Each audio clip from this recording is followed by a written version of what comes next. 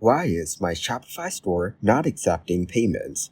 I'm going to show you how you can easily fix my Shopify store not accepting payments.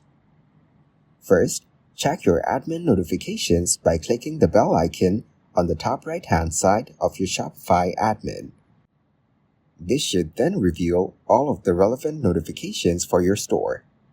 If your Shopify payments account is on hold, and if our team requires you to upload specific documents, you should see a notification for this within this section. You can click on it to then be taken to the relevant page to proceed with your next steps. If you don't see any notifications related to your Shopify payments account, you will need to get in touch with our internal team so that we can take a closer look at your account to investigate why your store isn't currently accepting payments on checkout. To get in touch with our team, you will need to log in to your store via our Help Center here, where you can then proceed to create a support ticket with our internal team.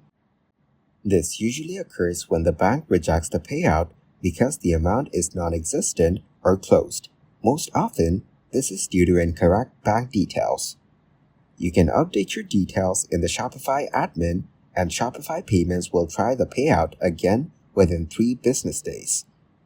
Banks typically accept one currency. Then comes mismatches. Your Shopify Payments currency differing from your bank account currency can cause a payout failure. For Shopify Payments, you need a checking account in your local currency, eligible for local transfers, savings accounts, flex currency accounts, and wire-only accounts aren't supported.